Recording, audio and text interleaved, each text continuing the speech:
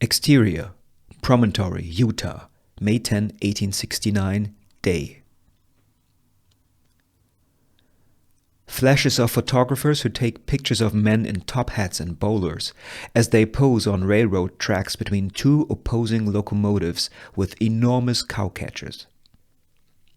A top hatter raises a silver spike maul above his head. It triggers more camera flashes. The man brings down the maul and misses the head of a golden spike in the ground. He looks up, laughs, others join in. Top hatter swings his maul again, strikes out, misses a second time. More laughter. Top hatter looks for help, hands the maul to a worker. Another camera flash turns into a group picture. Caucasian and Chinese workers with raised arms and bottles. The two locomotives, cowcatchers touch now, in the background. Thank you, everybody. The congregation disperses under much murmuring and cheers, which leaves Fawn front and center. Beer bottle in hand, he strolls to one of the locomotives, leans against it, and watches men pull out the golden spike again. Everything has its time and its place. Only the really important things have several of each. The men put the spike in a box, walk away with it while, like this golden spike, the last of millions, its place was on that ceremonial laurel tie. Two Chinese workers pull out the laurel tie from under the rails. Fawn takes a sip from his bottle and watches them replace it with a regular one. But its place is also in a museum. And that's fine because that special spike was made to shine. It doesn't care where. Exterior, Promontory, Utah, May 10, 1869, night. One of the rail cars glows like a Christmas tree through its windows. Fawn hears laughter and glasses clink as he sneaks below the windows to the next car. This one is dark. Fawn reaches for its door, opens it, gets in quietly. Interior rail car continuous. The darkness reveals nothing but the idea that this is not a normal car. Fawn's shadow lurks about noiselessly until he dares to light a match. Tapestry, armchairs, china, even in the little light that the match gives, the luxury of the interior is evident. Fawn takes it in to orientate himself, finds a safe, but stops on his way over to it when he discovers the golden spike and the laurel tie on a dining table, just before he burns his fingers and the match burns out. Exterior, southern tents before Beer City Main Street, nightfall. Sampson's posse walks through the devastated field of tents. They shoot at some bodies on the ground. May they rest in peace. Amen. It's getting dark. Yeah. The gun is too slow in there. In the dark. Back to camp. The rest will have to wait. They heard this. I'm counting on it. Interior saloon, Beer City continuous. Boswijk on the floor, among the bodies. But then his face twitches. A single intoxicated cough escapes his mouth. Interior brewery, Beer City continuous. Hatchet pulls a stepladder to the side of the only kettle that is almost empty. She struggles to climb over its side, bends down to grab the stepladder, and collapses with it into the kettle. Splash. Exterior graveyard, Beer City continuous. Salome stops as soon as she sees men talk in the distance between the haystacks and carriage. They don't spot her, but still she looks around in a panic, sees a lot of wooden crosses, and her eyes fall on Boswijk's open ex-grave. Interior saloon, Beer City continuous. Boswijk comes to, breaks into unhinged laughter over a series of shots. Hatchet in the kettle, soaked, her face half in alcohol. Salome shoves dirt on herself in the open grave. Ruby heaves with deep breaths on top of Argyle. The laughter ends with the end of the series of shots. Interior salon in Hatchet's brothel, night. Waltz peeps through a crack in a boarded-up window. The saloon is barely recognizable in the darkness until the light comes on inside. He's up. He's coming over. Ruby in an armchair, Jasmine and Theodora sit on the stairs. A banged-up Argyle mopes in a corner, Foley next to him. No. What did you think? That Ruby's syrup would kill the man when bullets couldn't? Exterior Main Street in front of the brothel continues. A lamp with a candle in it swings with Boswik's steps, and they are headed for the brothel's front door. Give us the guns. Ruby turns around in her armchair. No. He's coming. Waltz limps away from the window. Ruby. The doorknob is turned, but the door is locked. Knock, knock. Open the door. Are you crazy? Waltz stops midway as he reaches for the lock. He wants in. Don't let him. So, you want to keep the man waiting who blows bullets for kisses? Ruby gives Waltz a look. Waltz unlocks and opens the door for a grinning Boswijk. He staggers inside, stops, surveys the group, while Waltz closes and locks the door again. Evening. Ruby gets up from the armchair. Gobsmacked silence. This is one sad whorehouse. You killed the customers. Boswijk discovers Argyle and Foley in the corner. Not all of them. And you? He turns, looks Waltz and his leg wound up and down. That's none of mine did that. No, sir. Boswijk chuckles. Better not show out there with that leg. Take that, will you? Boswijk hands Waltz the lamp he brought. Shh. Where's Hatchet? I don't know. Well, I was looking for you, anyway. All eyes on Ruby. You! Jasmine shudders as Boswijk focuses on her. Make me something to eat. Interior Brewery Beer City, night. Hatchet's blood mixes with the pool of alcohol on the bottom of the brewery kettle. Her face is in it, and Hatchet's eyes fall shut repeatedly. Whenever her lips taste alcohol, she tries to spit it out. Exterior prairie behind the brewery continuous. Darkness, dragging of boots, occasional suppressed grunts. Interior Hatchet's office, brothel continuous. Boswijk in Hatchet's chair, hunched over bread and soup. He devours it with a truly thespian display of contentment. Why have you come? What does it look like? They stopped serving over at the saloon. Boswijk eats, Ruby watches, stiff as a board on her chair. It didn't work, your little experiment. I guess you had this lace too, huh? He points at his meal. Bread hangs from his mouth. No, I swear. Forgive. Why not? I'm sorry. Boswijk spits something on the floor. No, you're not. You better not be, you hear me? If there's one thing I can't stand, it's people getting scared of what they did after they did it. Do you want to be poisoned? I guess I don't mind it as much as you mind being a poisoner. I thought you'd be mad. Now you're giving yourself too much credit. He finishes eating. But boring you're not. Interior Brewery Beer City, night. Hatchet lies with her eyes closed in the mix of alcohol and blood at the bottom of the brewery kettle. A twitch on her face when the brewery door creaks and opens slowly. Interior Hatchet's office, brothel, night. Boswijk leans back and picks his teeth behind the desk. So, we're good? You and me? Well, I didn't say that. Have you come to take me? You'd sure save me some work. Save you work? Fixin' wise. You still have your heart. It's a cold one. Nah, I doubt it. I bet it's just fine. How does it work anyway? What? All their hearts are really gone? What good are they then? For you, without a heart? Like I said, a little fixin' will be due. Not a big deal. Not like with these. Boswijk points at the scars in his face, on his neck, hands. Just scars. But many. And visible. But a heart. Leaves a bigger hole, that's all.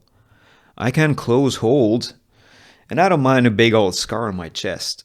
With nothing inside. Boswijk shrugs, puts his boots on the desk. Maybe I'll put something in it. Come to think of it. A little treasure.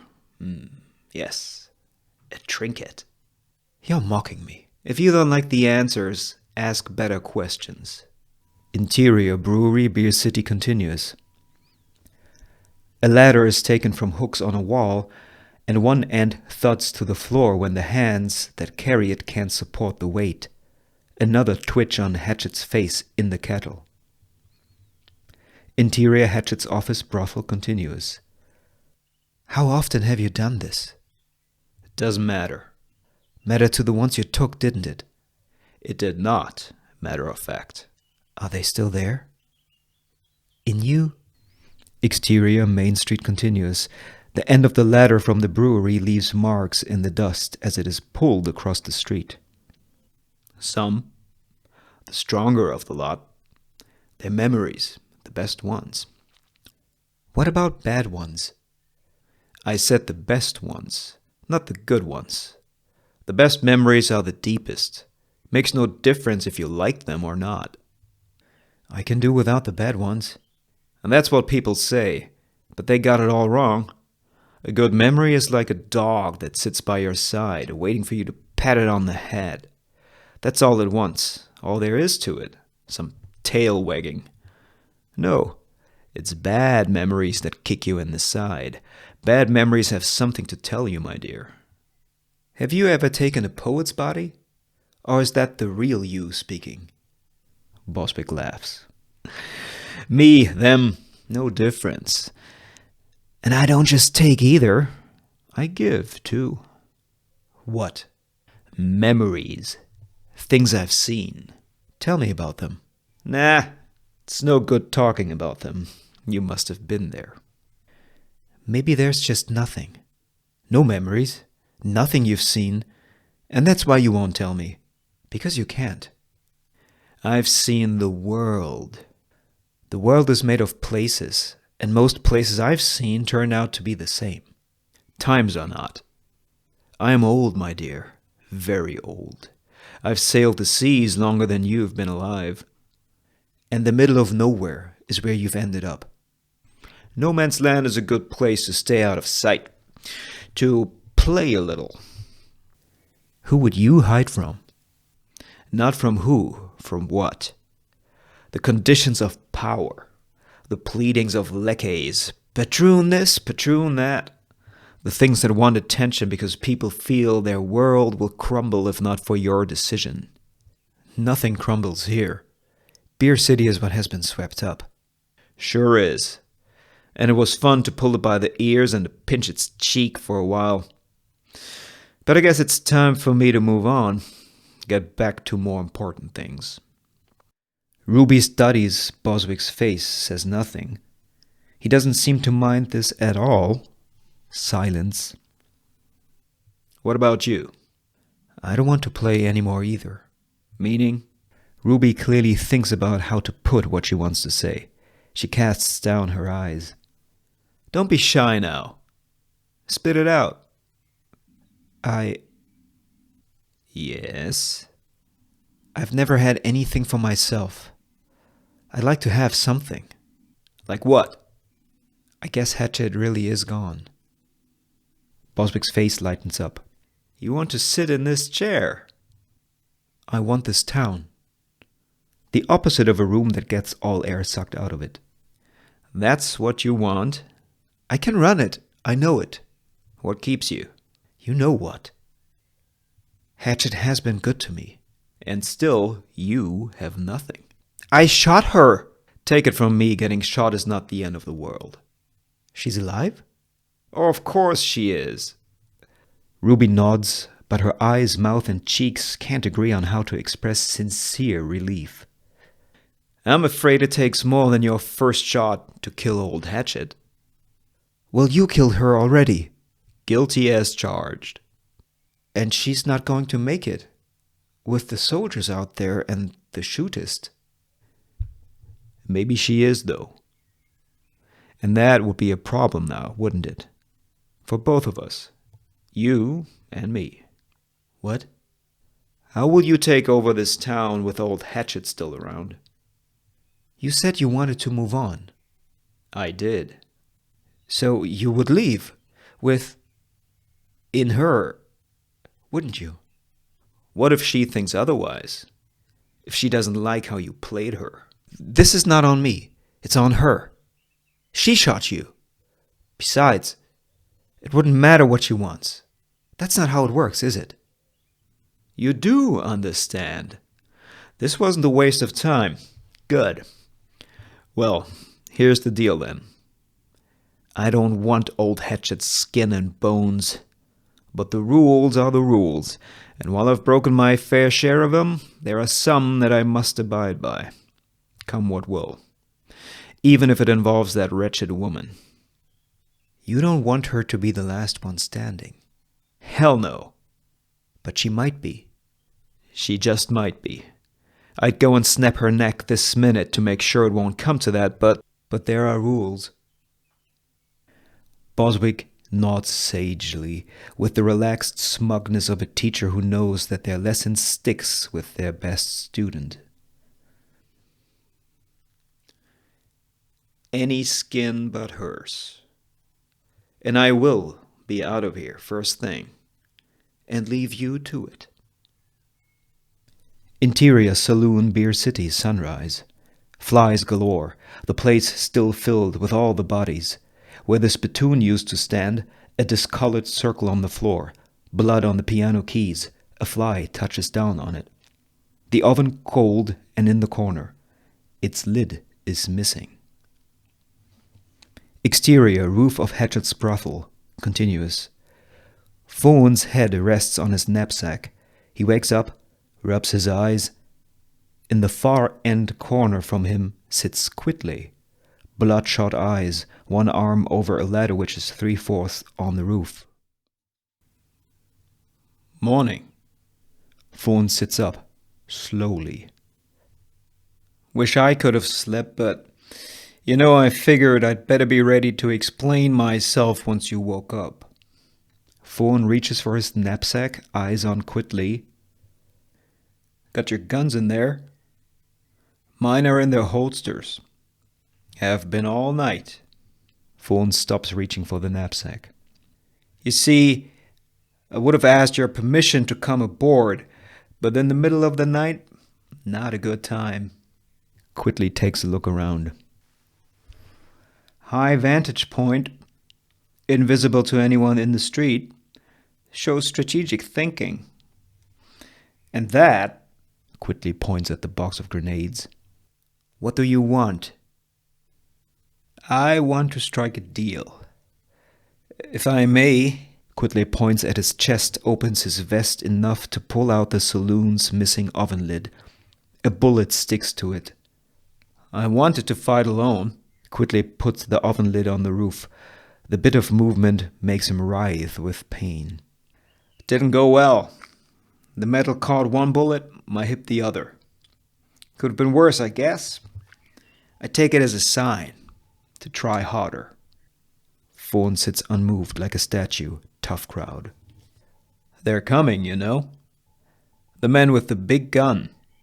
You heard it. Gatling. Precisely. It takes out everything in its way. I saw. What do you want? Fawn reaches for his knapsack again, but Quitley gestures for him to stop. When they come with the Gatling, they will take out every remaining man. But you're clever, and I'm quick. And then? After. And then, after, I'll trust in the Lord. What does that mean? Do you have a coin? A coin. You get to flip it. On us. Fair and square. That's your deal? We flip a coin? Quickly begins to chuckle, makes a pain-inflicted face, looks to the morning sky, chuckles some more. Yes, that's my deal. Leave it to... Do you believe in the Lord? No. Interior salon in Hatchet's brothel, morning. The men asleep in chairs, the women nowhere to be seen. Boswijk comes down the stairs. Up, up, fellas! The men wake up at different speeds while Theodora appears atop the stairs and knocks on a door. Ruby? Boswijk reaches the salon, turns around to where Theodora stands on the gallery. She's an early riser.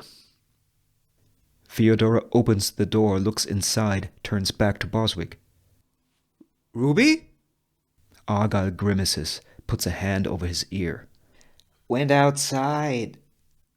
What? When? Jasmine appears on the gallery. Don't know. While ago. Why?